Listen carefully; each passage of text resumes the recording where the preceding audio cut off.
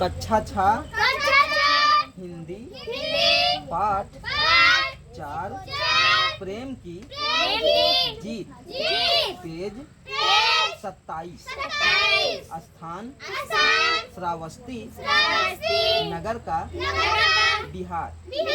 पहला दृश्य समय दोपहर।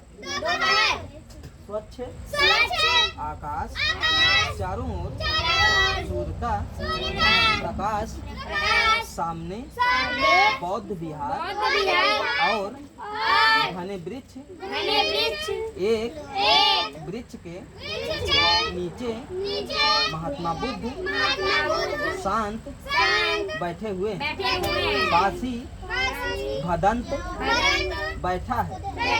पर्दे के पीछे शोर सुनाई देता है। गौतम बुद्ध कहते हैं भदंत यह आवाज कैसी है? भदंत कहता है महाराज इस नगर की प्रजा पर कोई न कोई विपत्ति आती रहती है जिससे दुखी होकर वह हाहाकार किया करती है। गौतम बुद्ध कहते हैं संसार में चारों ओर दुख ही दुख दिखाई पड़ता है। इसलिए श्रावस्ती की प्रजा के लिए यह कोई अद्भुत बात नहीं है। फिर भी क्या तुम नहीं बता सकते कि आज इन लोगों की विपत्ति का क्या कारण है? भदंत कहता है आज की विपत्ति का कारण डाकू अंगुली माल है। गौतम बुद्ध कहते हैं क्या तुमने उस डाकू को देखा है? भदंत कहता है नहीं भगवान, मैंने यहाँ के निवासियों से उसके विषय में सुना है।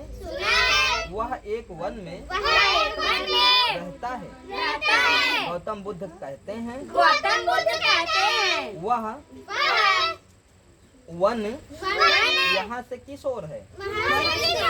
भदंत कहता है वह भयानक वन यहाँ से उत्तर दिशा में है। उसी के घने भाग में वह रहता है। यहाँ की प्रजा का कहना है कि उस वन की भयानकता देखकर उस ओर जाने की किसी की हिम्मत नहीं होती।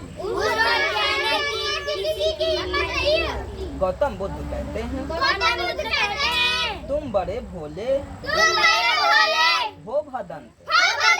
इस संसार में डर कोई चीज नहीं है। डर कोई चीज नहीं है। यह तो केवल आत्मा की निर्बलता है। मनुष्य को मनुष्य से कैसा डर? भदंत कहते हैं भगवान